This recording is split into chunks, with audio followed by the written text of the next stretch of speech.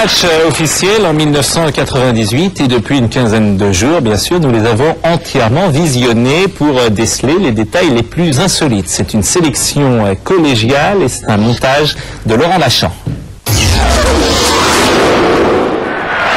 La chance existe-t-elle? Le débat se trouve relancé à la vision de ces images.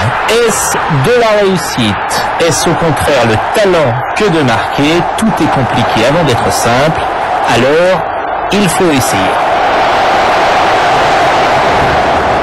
Admettre l'existence de la chance, c'est aussi reconnaître la malchance pour le gardien. Le malheur des uns fait le bonheur des autres et réciproquement.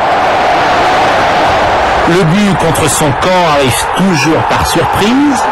Il réclame un ralenti comme si le spectateur avait mal vu. Un joueur de Liverpool s'encastre dans un montant. Le ballon lui a filé entre les jambes, pas le poteau. Il aurait mieux valu le contraire. À 11 contre 11, c'est déjà difficile, mais à 12 contre 11, c'est impossible de marquer, surtout lorsque le stopper n'est pas sur la feuille de match. Championnat national, Ajaccio allait marquer lorsqu'un remplaçant de Poitiers est entré sur le terrain, sans demander l'autorisation à l'arbitre. Classique, deux adversaires en viennent commun. Heureusement, de telles scènes de violence n'arrivent jamais en France, mais que voulez-vous, les Anglais sont chamailleurs et ils exercent une très mauvaise influence sur nos meilleurs footballeurs. Plus surprenant, en revanche, la scène de ménage entre deux joueurs d'une même équipe, la Sissi, ex-Stade de Rennes, réclame peut-être l'entrée sur le ring d'un entraîneur. Si les matchs sont rudes, heureusement, les entraînements se jouent dans le meilleur esprit. À West Ham, on ne tape pas un amateur, on le relève, sauf quand il veut prendre ta place au dimanche, faut pas exagérer non plus. Colère, énervement, bagarre, comme dirait Louis de Funès dans La Folie des Grandeurs, il ment, Majesté, il ment, en allemand.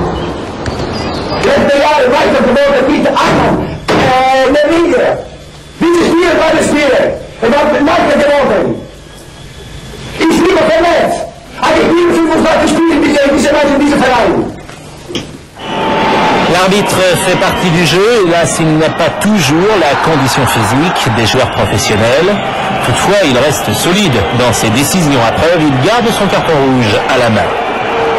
Pour ce geste, la fédération anglaise a suspendu Di Canio 11 matchs. Ce n'est pas une éclipse de soleil, c'est une panne de projecteur.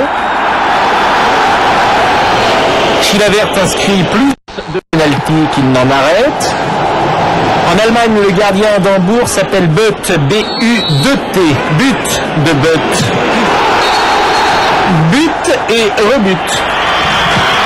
Un seul manqué cette année face à son ancien coéquipier d'entraînement.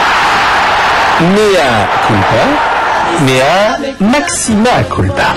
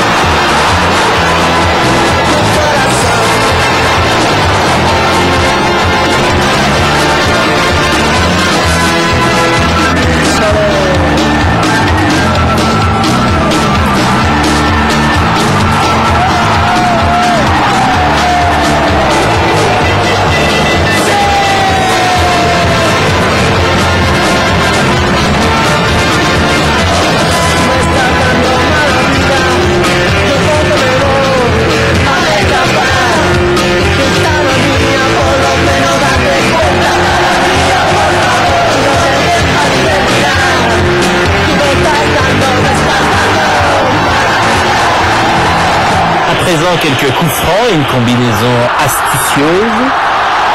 Si le tireur de coups francs va vite, c'est le réalisateur qui ne suit pas. Ou parfois ce sont les défenseurs.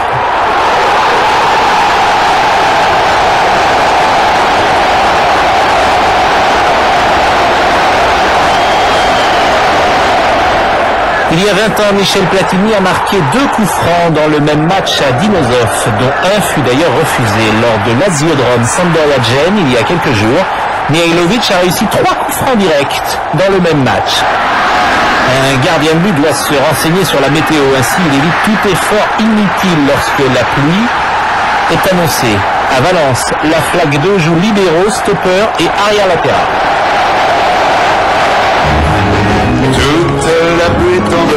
En Autriche, une éponge a été vue sur 4 roues, mais elle n'est pas magique.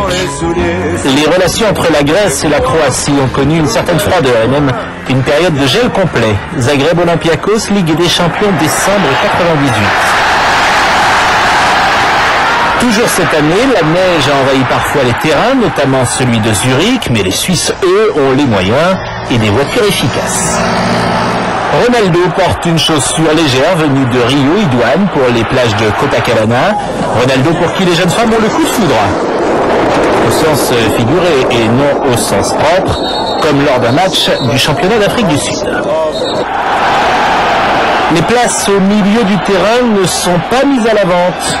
Un spectateur voulait assister au match, de l'intérieur sans doute, aussi le service d'ordre, comme le chasse-neige, l'a déblayé.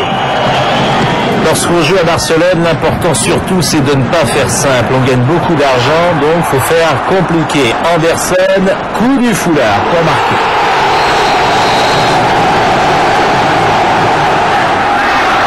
Certains joueurs subissent des opérations durant la saison. On dit qu'ils passent sur le billard.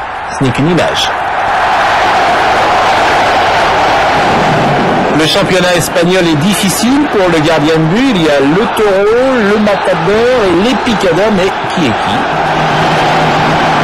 Il faut une certaine chance pour marquer le but qui arrive, une chance qui qualifie certains hommes dont l'épouse volage va chercher ailleurs ce qu'elle ne trouve plus au logis.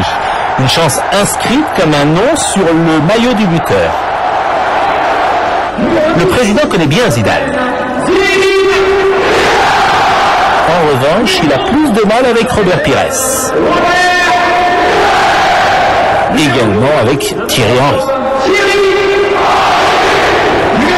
Et bien voilà, 98 est mort, vive donc 99 et dès cette semaine, Frédéric, l'actualité reprend.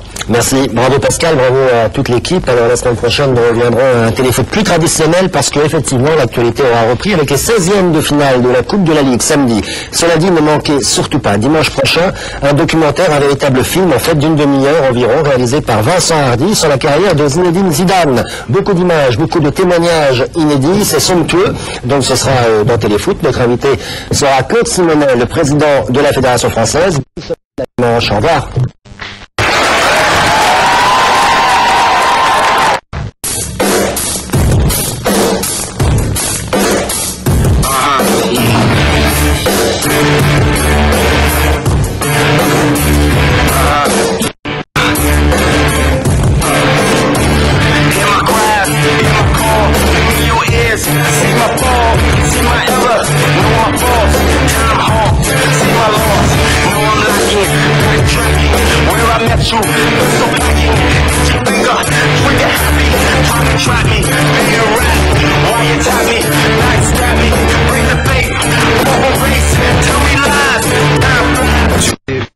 Précision, efficacité. Pour nous, les hommes, avec Ménel. Dans un instant.